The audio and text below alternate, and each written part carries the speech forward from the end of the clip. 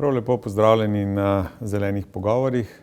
Veselje mi je, da je danes med nami gospod Vrtovec, predstavnik NSI-ja. In mislim, da ravno pravi sogovornik za današnjo temo in naj uvodoma povprašam, morda kakšen je splošen pogled vaše stranke na zeleni prehod? Se vam zdi to bolj priložnost ali bolj strošek, ki nas je v teh časih doletel? Zeleni prehod se bo zgodil, se dogaja vsak dan. Zaradi tega je to, ne da je priložnost, to mora biti priložnost. In Slovenija je lahko tista država, ki lahko veliko ima na račun zelenega prehoda. Pač zeleni prehod je potrebno, da ga naredimo. Koliko bo zeleni prehod stal, je v bistvu na prvi pogled sicer je relevantno, ampak dolgoročno je irelevantno, kajti zeleni prehod bo, če bomo želeli ohraniti planet takšen, kot ga danes poznamo. Nazadnje tudi vzdržnost ekonomije, gospodarstva in vseh ostalih tudi subjektov bo od tega odvisno. Torej v Novi Sloveniji imamo že na drugo točko programa omenjamo zeleni prehod, je ena izmed naših prioritet in zagotovo je priložnost in ne strošek. Je priložnost za Slovenijo, da skozi zeleni prehod postane še boljša destinacija, tako za gospodarstvo, turizem, kot nazadnje tudi za kakovost življenja naših ljudi. Verjetno nas je več takih, ki se strinjamo, da je to velika priložnost za Slovenijo, pa vendarle, če pogledamo, kaj lahko država naredi na tem področju. Lahko izkoristimo tudi davčno politiko, da poleg polnjenja proračuna morda z nekimi davčnimi ukrepi tudi usmeri dodatno gospodarstvo in posameznike, da se obnašajo bolj trajnostno, primerno in da jih vzpodbudi v smeri njihovega prilagajanja v zeleni prehod. Zagotovo bi bilo potrebno prilagoditi tudi davčno politiko, pa ne nazadnje tudi ostale stvari, od javnega naročanja do dodatnih subvencij pri pridobivanju električne energije iz obnovljivih virov energije, pri avtomobilih, se pravi zmanjšanje uporabe avtomobilov na bencinski ali naftni pogon, torej na fosilna goriva. Zlasti pa skozi davčno politiko, skozi javna naročila in vključevanje zelenega v ta sistem, zagotovo je priložnost. Vi veste, da je Nova Slovenija sicer absolutno za nizke davke in s tem ustvarjanje dodane vrednosti. Ampak ravno to gre z roko v roki, ne? Ravno to gre z roko v roki, se pravi nižje obdavčitve. Naše obdavčitve so ta trenutek, zlasti obdavčitev dela, v vrhu, tudi če vi primerjate države OECD-ja, boste to videli. Zaradi tega pozdravljamo zadnje odločitve parlamenta in sem hvaležen poslankam in poslancem, ampak ravno to gre z roko v roki. Se pravi, na račun določenega prereza davkov, da se to lahko tudi vključi v sam sistem zelenega, bi bil velik doprinos. Zlasti pa treba dvigniti raven zavedanja vseh subjektov v tej državi. Raven zavedanja, kako pomemben je zeleni prehod, hkrati pa tudi na celotni Evropski uniji narediti pomembne pritiske in vplive tudi na ostale velike sisteme in države, da se priključijo tej iniciativi, ki si jo je Evropska unija zadala. Če je zeleni prehod dejstvo, in to je pri tem vprašanje, ali smo lahko pri tem zelenem prehodu tisti, ki se bodo prilagajali, ali smo lahko tisti aktivni igralci, ki bodo pomagali prilagajati tudi drugim in od tega v bistvu generirati tudi nove gospodarske priložnosti po eni strani, na drugi strani pa se zavedati in izogniti nevarnim situacijam, kakršne smo lahko priča tudi ob aktualnih dogodkih, ko cene energentov nenormalno reagirajo na te stvari in seveda vplivajo tudi na konkurenčnost naše države, naših podjetij. Pri tem imamo v mislih tudi nek precej ambiciozen cilj, ali obstaja morda možnost, da postanemo vzorčen primer v evropskem prostoru in postanemo prvo ogljično nevtralna država morda? Ja, bistvo so odgovori res na vaše vprašanje. Ne, mi se ne smemo prilagajati nekim narekom, ki mi jih drugi dajo, ampak Slovenija ima tukaj priložnost kot majhna država, kot edinstvena tudi destinacija, ima priložnost, da je gonilna sila in da so ustvarja zeleni prehod. Če se bomo samo prilagajali, potem bomo izgubili. Ampak smo lahko tisti, ki smo vzorčen primer tudi ostalim državam. Seveda, z roko v roki pametno politiko treba tukaj voditi, zaradi tega, da se na drugi strani ne izgubi konkurenčnost, oziroma pomote. Ampak glede na to, da sem pristaš oziroma zelo spodbujam in želim spodbujati mala gospodarstva, fleksibilna gospodarstva, je ravno to, se pravi, zelene iniciative v okviru tudi gospodarskega preboja so v Sloveniji lažje dosegljive kot napram velikim drugim državam članicam. Ta trenutek je Slovenija v zaostanku. Mi kupujemo celo zeleno energijo, se pravi energijo iz obnovljivih virov energije, nazadnje od Češke. Mislim, da bo v tem letu drugače in da na 7 mandatu nam ne bo treba kupovati te energije.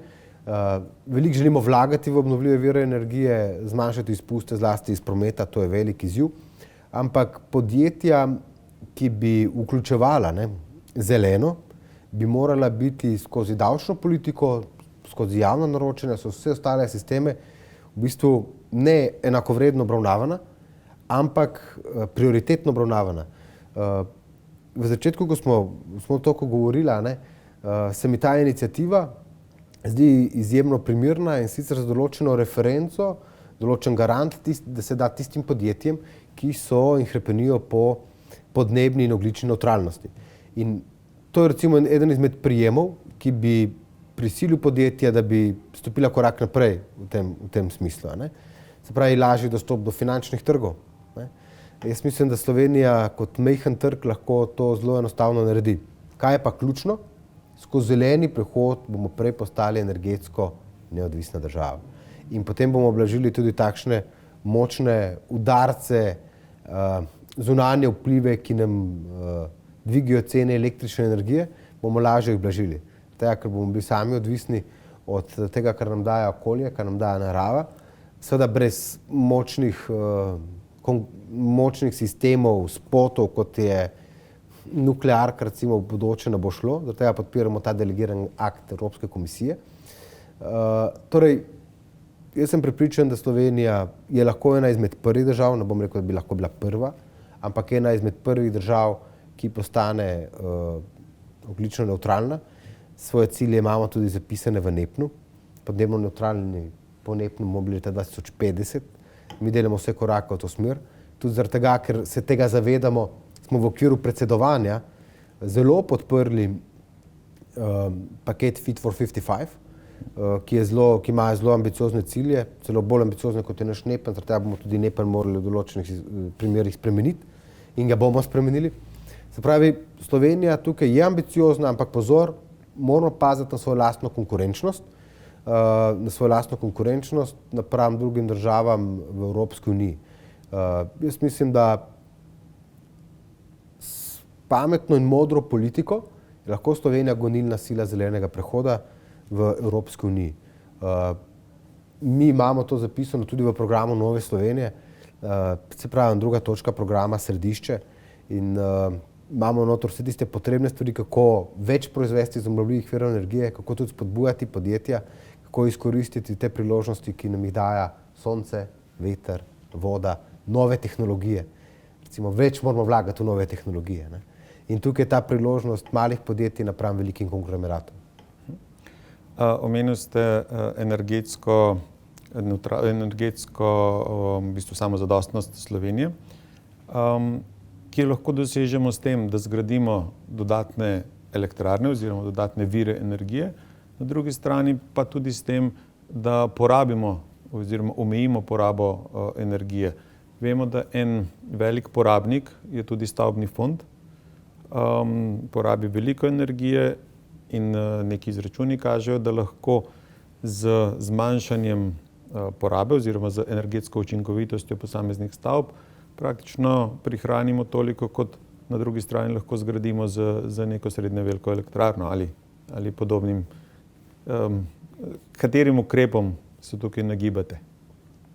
Obema, Se pravi, graditi moramo nove elektrarne za energetsko neodvisnost. Veste, da je tudi Slovenija del energetske unije, da ni tako, da bi prerezali žice na mejah z Italijo, pa na Karavankah, pa nič ne bo šlo ven, ampak mi proizvedemo za svojo samozadostnost okrog 80%. Potrebe bodo, moramo vedeti, potrebe bodo vedno večje, ne? Glede na trende, električni avtomobili, ogromnih drugih vlaganj na tem nivoju. Ampak glede učinkovite rabe energije, mi smo sprejeli v tem mandatu poseben zakon o učinkoviti rabi energije. Vesel sem enega dejstva, da sledimo zlasti Avstriji. V prejšnji finančni krizi je Avstrija na državni ravni so začeli intenzivno obnavljati vse državne stavbe. Se pravi, obnavljati in napravili so jih energetsko učinkovite. Pri nas smo tukaj v velikem zaostanku, država je lastnik mnogih stanovanj, velikih površin. Ne? In vesel sem tega, da recimo iz sklada React in tudi iz Recovery Fonda gre veliko finančnih sredstev za obnovo teh stavb. Ne, sam primer povem, UKC. Se sedaj dela tudi energetska prenova teh stavb. Se pravi, zaščititi pred dodatno porabo energije. To je priložnost, tukaj lahko mi privarčujemo dodatnih 20% električne energije. Že sedaj bi bili zagotovo energetsko neodvisni, če bi bile vse naše stavbe po Sloveniji, se pravi, zaščitene. Ne? Ampak ali je to potrebno ali ne? To je potrebno. Se mi nazadnje na položnicah za elektriko zbiramo denar prav za ta namen. Ne? Ampak zakaj je to potrebno? Zato, ker smo bili spet v zaostanku. Tukaj pa mora biti država gonilno področje tega, ne? Zato, ker v lasti države je največje površine, ki jih je potrebno zaščititi in prenoviti.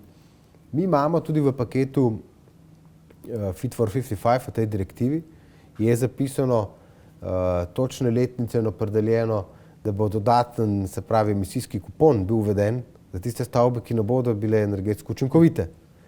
To je zdaj v predlogu. Seveda ta predlog potrebuje obdelavo, ne moramo kar vrati na nos v ta sistem.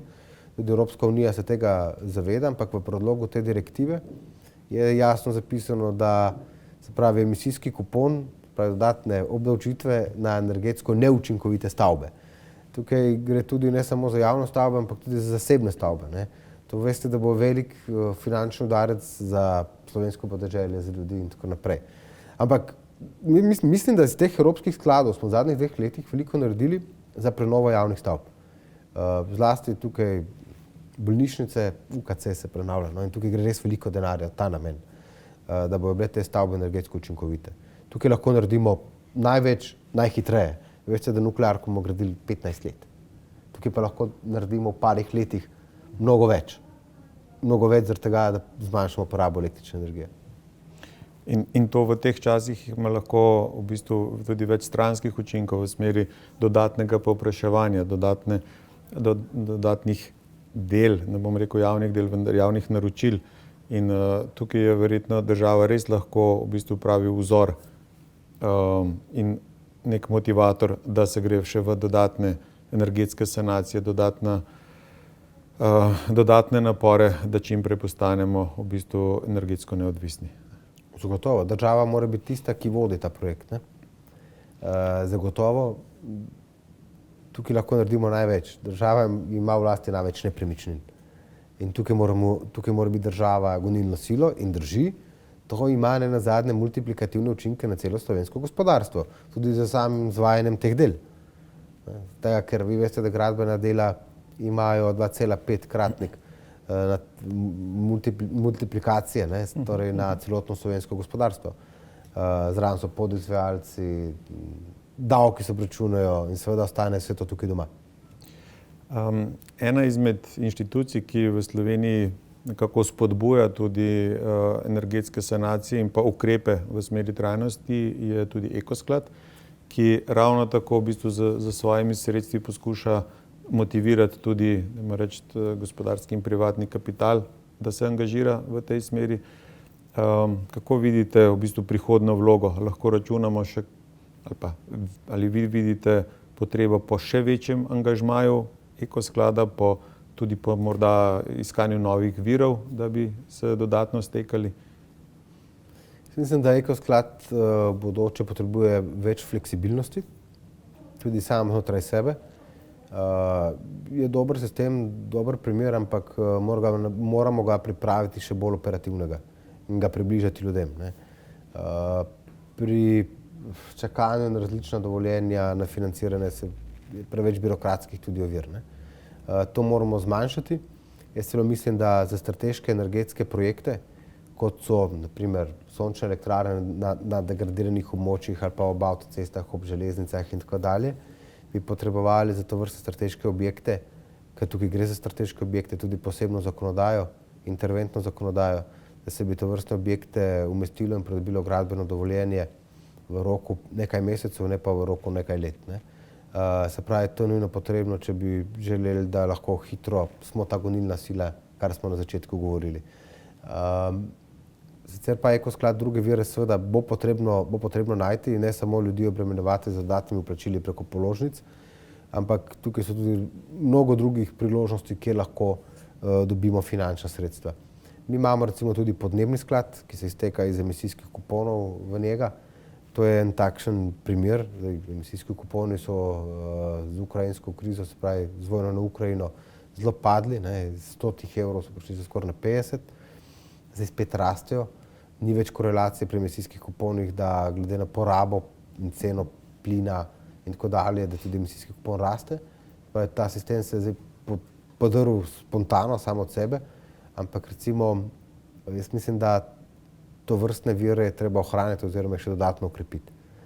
Se pravi, mi imamo tukaj te možnosti, celotna EU, da lahko pridobimo ta finančna sredstva. Če to znajo tudi nekatere druge, bolj zelene države članice od nas, ne, lahko to tudi mi izkoristimo. Ko že govorivo o morebitnih dodatnih in novih virih na področju zbiranja iz naslova netrajnostnega ravnanja, se mi pojavi tudi vprašanje bodoče strukture davkov.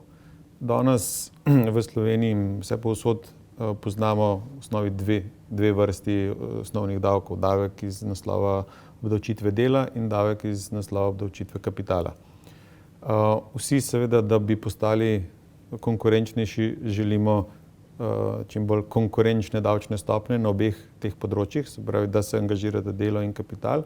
Po drugi strani pa ugotavljamo, da je veliko neobdavčenega pa na strani onesnaževanja oziroma izkoriščevanja, brezplačnega izkoriščevanja določenih virov. Govorim predvsem o čistem zraku, vodi in podobno.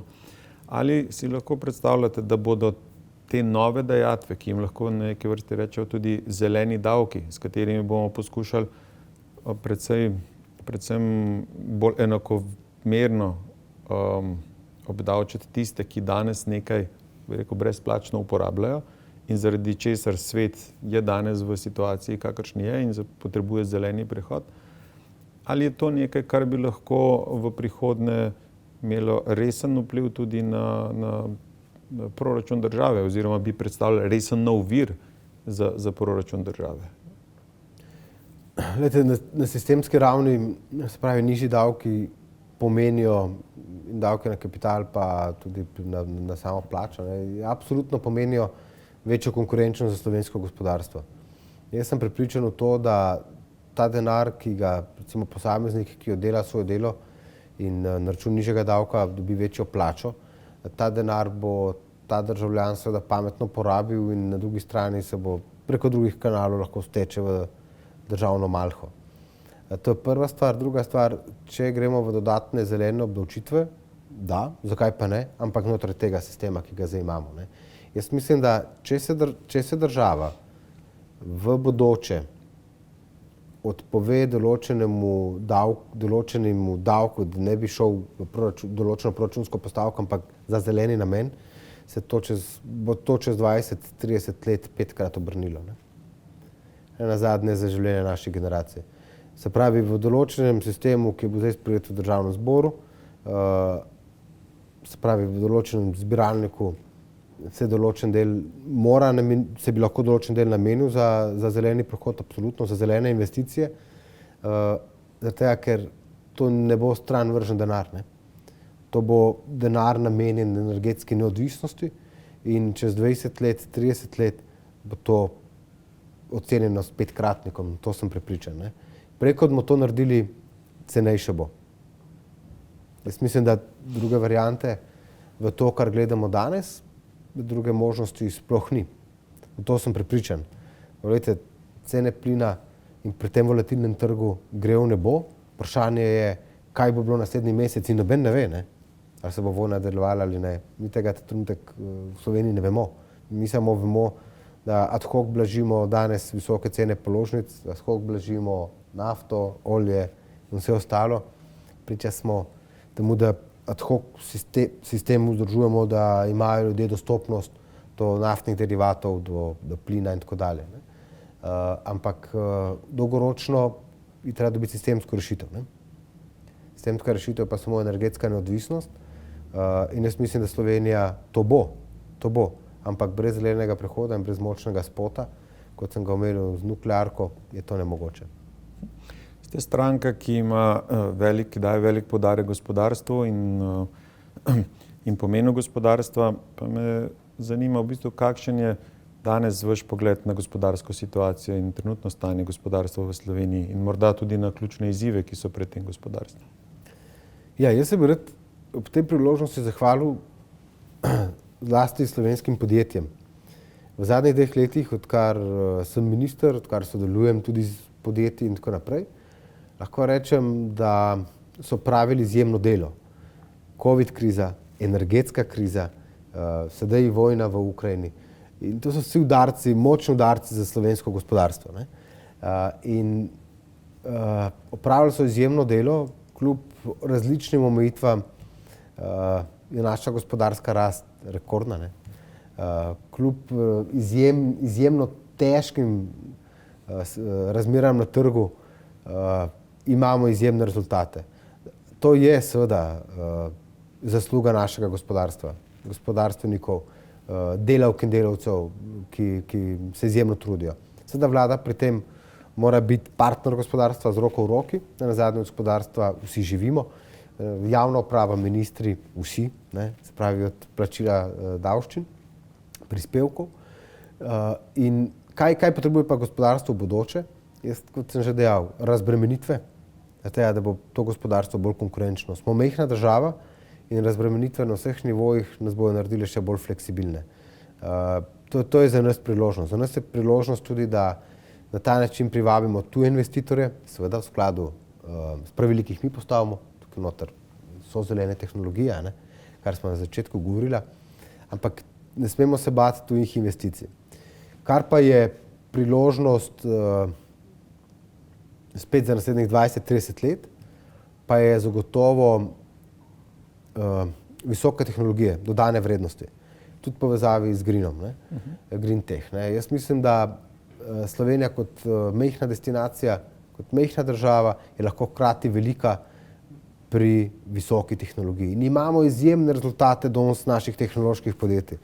Poglejte, od Bioseparation do Instrumentation Technologies v Novi Gorici, pa v Trbovljah imamo taka podjetja, po Štajerskem, povsod jih imamo. In so skoraj nevidna, zaradi tega, ker upravljajo svoj posel zelo dobro, skoraj nevidna so. Mi moramo postati ta destinacija. Ne bom rekel Silicijeva dolina, zaradi tega, ker izgleda zelo patetično, ne? Ampak priložnost za tovrstna podjetja, pa povabimo mi tuja podjetja, visoko tehnološko razvita v Slovenijo. Zakaj pa ne? Dajmo jim priložnost, da so tukaj. In to je tisti sistem, ki nam bo dal veliko dobro imetje za 20-30 let naprej. No, govorimo za jutri, ne? Ampak za 20-30 let naprej, za naše otroke. To je priložnost za naše gospodarstvo.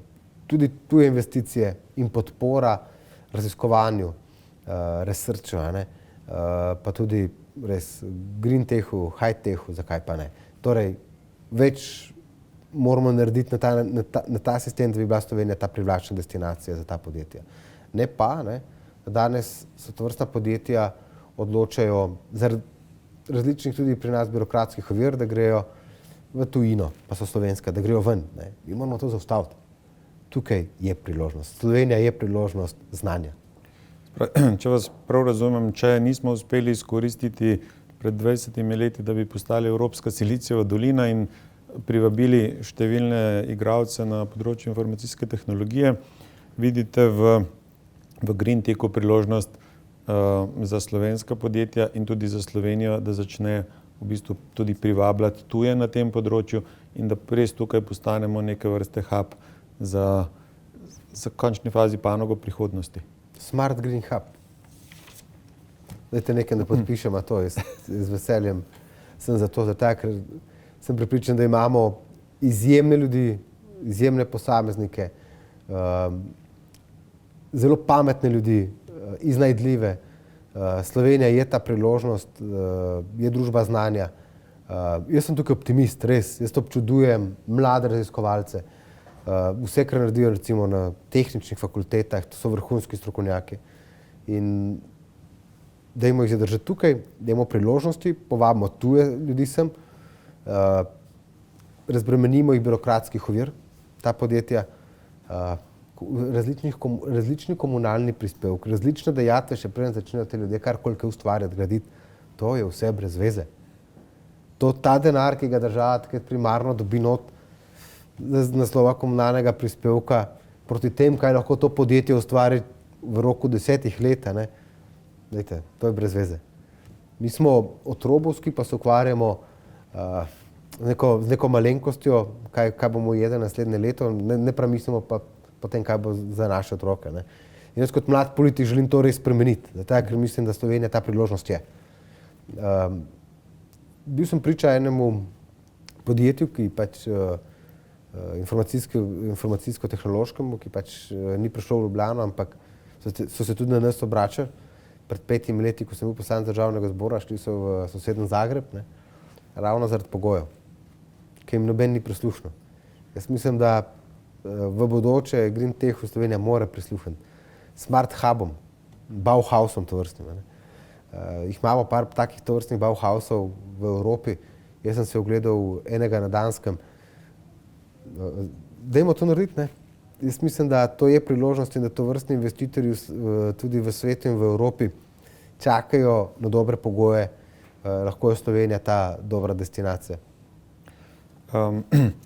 Je lahko pri tem privabljanju morda v pomoč tudi digitalizacija oziroma procesi, ki se dogajajo v tem trenutku. V mislih imam tudi strateški svet, ki ga vodi vaš kolega minister Andrijanič, ki je v kratkem času pripravil kar precej zanimivih ukrepov in jih nekaj tudi že uspešno implementiral in na ta način spreminja Slovenijo v neko moderno, sodobno državo. Bi lahko veljalo tukaj iskati nek vzor oziroma neko osnovo za nadaljevanje poti proti Green Tech liderju? Zagotovo, se tukaj je osnovno vprašanje, ali želimo biti sodobna digitalna družba, da ali ne. In moj odgovor je da. Če želimo vse življenje si poenostaviti, kar si ga želimo, da hitreje pridobimo vsa dovoljenja, da imamo na telefonu vse, meni je to super, jaz nočem vseh kartic pa tako naprej zbirati po denarnicah. Če želimo postati tovrstna država, potem moramo delati korake v smeri digitalne družbe. In tlele je Slovenija v zaostanku napram drugim državam članicam Evropske unije. Zlasti Estonija. Jaz sem večkrat govorim z estonskimi kolegi na področju infrastrukture, digitalizacije javnega potniškega prometa in tako naprej. To je priložnost. Ne povem, da tudi mi smo veliko naredili v smeri digitalizacije javnega potniškega prometa.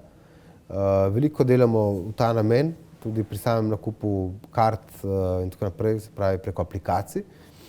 Tudi veliko finančnih sredstev vlagamo v to, da naredimo digitalni multimodalni sistem javnega potniškega prometa. In ne govorimo več o priložnosti, mi to moramo narediti. Ker drugače bomo ostali rigriden, počasen sistem. Torej, jaz se zahvaljujem kolegu Andrijaniču. Potem, ko sem jaz na ministrstvu, po težkih bitkah smo sprejeli zakon glede prevozov v cestnem prometu in danes lahko preko aplikacije, če se neko podjetje, ki deluje preko aplikacije, odloči ponujati tovrstne storitve, kot so Uber, Bolt in ostali, imajo v Sloveniji sedaj prosto pot, da to počnejo. Tovrstna delitvena ekonomija. Prej je bilo to nemogoče. Se pravi, mi smo zdaj odprli pot od tistih tradicionalnih plačevan z denarjem, taksistom in tako dalje, vse preko aplikacije in točno veš, kakšna bo cena prevoza, kje bo taksi, kakšen je avto, kako bo noter, kdo je voznik in vse ostalo. Ne. Se pravi, to smo naredili, to si štejem tako v velik doprinos pri lažjem prevozu potnikov, pri tem zavedanju tudi. Tako da, če kakšno podjetje danes želi, ima v Sloveniji končno zakonodajo, ki to ponuja. Prej je bilo to nemogoče, ker nismo imeli zakonodaje. Torej, ne priložnost, to digitalizacija je nuja. Veliko je govora tudi o trajnostni mobilnosti. Vi ste veliko naredili tudi na tem področju, predvsem z začetkom posodabljanja železnic, železniške infrastrukture, vlakov, kar lahko štejemo v neko trajnostno mobilnost, ki je bila do sedaj v Sloveniji relativno podhranjena. Ja, naša železniška infrastruktura spominja na muzej na prostem, to je dejstvo. Poglejte, kakšno železniško postajo imamo v Ljubljani. Ne. To je neprivlačno, da se bi kdo usedel na vlak pa šel z njim kamorkoli. Ne povem, da v roku enega meseca začnemo s pripravljenimi deli za novo železniško avtobusno postajo. Projekt Emonika bo končno šel v samo gradnjo. Drugače pa prenavljamo železniške povezave po celi Sloveniji, recimo od Zidanega mostu do Laškega smo že, od Laškega do Maribora smo že. Zdaj gradimo viadukt Pesnica, predor Peku, se nov gradi. Prenovili pa smo tudi celotno železniško povezavo od Kranja do Jesenic, vključno s predorom Jesenice, skupaj z avstrijsko stranjo, tudi s finančnimi sredstvi iz podnebnega sklada. Ne. To je zelo pomembno, da gre iz podnebnega sklada denar za namen trajne mobilnosti. S tem, ko bomo imeli boljše železniške povezave, boljšo železniško infrastrukturo, zlasti okrog središč, ne, zlasti okrog Ljubljane, Maribora, s tem bomo ljudem dali priložnost, da gre na vlak. Zaradi tega smo začeli z umeščanjem dvotirnosti, drugega tira proti Kranju, proti Ivančni Gorici, proti Kamniku. Te vlaki so zjutraj vsi polni. Mi moramo napraviti te vlake taktne. Na 15 minut mora iti s Kamenka preko Domžal vlak v Ljubljano. Na 15 minut. Ali je ta zgodba rentabilna ali ne? Že danes železnice potniški promet ni rentabilen in ga država financira, znatno financira. Ampak ta denar pomeni manjši pritisk avtomobilov na samo mestno središče. Boste videli, čez 20 let v Ljubljano nekdo ne bo prišel brez, da ne bi kupil nekega kupona, se pravi z avtomobiloma, za označevanje znotraj ringa. Jaz mislim, da vsa mesta že grejo v ta sistem. Poglejte, na Bavarskem, v Nemčiji je ta sistem že uveden. Pravi, zlasti dizel. Ne? Še progo Brezovca, Borovnica začnemo zdaj prenavljati. Spravi, po celi Sloveniji gradimo novo železniško, prenavljamo železniško infrastrukturo. V roku 14 dni pa gremo na kup 20 novih vlakov, spet modernih. Torej, javni potniški promet v Sloveniji mora biti privlačen, da ga ljudje uporabljajo, ekonomičen, da se usedejo na njega in kar se da. Spravi, je perspektiva, brezplačnost, ne zastonj, ampak brezplačen javni potniški promet. Je perspektiva. Mi smo dali za uporabo medkrajevnega potniškega prometa za vse upokojence, vojne veterane, invalide, smo že dali brezplačnost. Danes lahko gre upokojenci iz Murske Sobote v Piran na morje zastonj. Brezplačno. Zastonj ni, ker plačate država, ampak brezplačno. Pol leta nazaj smo omogočili študentom določene brezplačne prevoze. Naprimer, avtobus gre iz Kranja v Kamnik in potem iz Kamnik in ta študent ali pa dijak recimo ima plačano karto iz Kranja v Kamnik, potem pa bi moral doplačati še prevoz naprimer v Domžale. To je brez veze. Mi smo dali neomejeno potovanje za določeno karto študentom oziroma dijakom po državi, zaradi tega, ker ta avtobus bo šel iz Kamenka v Domžale v bistvu prazen, ne? In zakaj ne bi peljal še tega posameznega dijaka? Ker, poglejte, avtobusi v določenih pikih, jutranjih konicah in tako naprej so polni, drugače so pa prazni. In lih toliko bo dala država ali bo oni dijak gor ali ga ne bo. Jaz mislim pa, da je prav, da dijak tam, ne pa v avtomobilu. ali pa da dodatno financira, ker gre za majhne vsote. Ne. Ali pa na drugi strani pri javnem potniškem prometu smo naredili brezplačno vozovnico v Ljubljani, v Mariboru. V roku 14 dni bomo podpisali pogodbe še z ostalimi mesti, kjer izvaja javni potniški promet, da bodo imeli starostniki, se pravi upokojenci, invalidi, vojni veterani, da bodo imeli brezplačne mestne prevoze. To je majhna vsota denarja. Napram, tukaj se pogovarjamo za ostala mesta, Murska Sobota, Celje, Velenje, Nova Gorica, Jesenice in tako naprej. Tukaj se pogovarjamo o 2 milijonih evrov na leto. Veste, koliko je to malo denarja proti milijardi, 100 milijonov proračuna ga ima ministrstvo. Ministrstvo to zmore. Ne? Odlično, očitno je bilo veliko narejenega, očitno si lahko obetamo tudi svetle prihodnosti. Čas tega zanimivega pogovora tudi hitro mineva. In ob koncu bi vas samo še vprašal morda za res 3 kratke, konkretne ukrepe, ki bi jih vaša stranka zagovarjala ali uvedla za zagotavljanje našega skupnega boljši jutri, za katerega so očitno oba prepričana, da prihaja. Se pravi, gospodarski preboj, se pravi, dodatne investicije, olajšati investicije za gospodarstvo, privabiti tudi tuje investicije, vse v skladu s tem, kar smo govorili. Prioriteta tukaj je res ta smart, zeleno, high-tech in tako naprej. Drugič, zagotovo iti ven iz državnega zdravstva v javno zdravstvo. Mi imamo ta trenutek sistem državnega zdravstva, eno zavarovalnico, ZZZS in tako naprej. To moramo spremeniti, okrepiti javno zdravstvo. In na drugi strani zagotovo zeleni preboj, kar smo govorili. To moramo narediti, ne zaradi nas samih, ampak zaradi prihodnosti. Gospod Vrtovec, hvala lepa za današnji razgovor in veliko sreče tudi v prihodnje. Hvala tudi vam. Hvala.